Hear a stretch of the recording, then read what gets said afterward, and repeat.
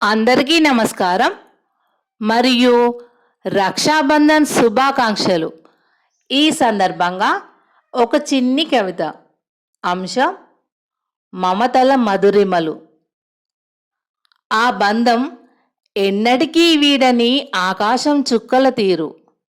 ఆ బంధం ఎన్నటికీ వీడని ఆకాశం చుక్కల తీరు.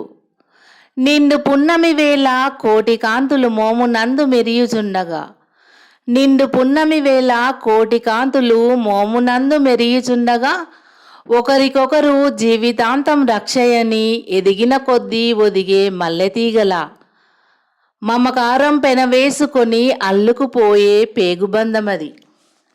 చెరువున పుట్టిన కలువల్లాగా, చెరువున పుట్టిన కలువల్లాగా, కొమ్మన విరబూసిన పువ్వుల్లాగా, అమ్మ నాన్నల ఆప్యాయతలను అందిపుచ్చుకున్న అనుబంధపు వారధులుగా, ఎద నిండుగున్న మనసుతో జన్మ జన్మల అనురాగానికి గుర్తుగా, నీడలా వెన్నంటి నిలిచే ఆ తోడు ఎన్నటికీ వీడని రక్త సంబంధమే.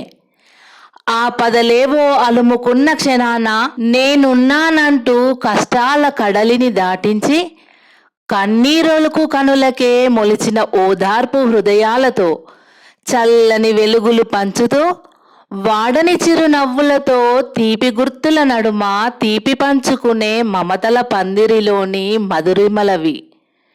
వాడని చిరునవ్వులతో, తీపి గుర్తుల నడుమ తీపి పంచుకునే మమతల పందిరిలోని మధురిమలవి.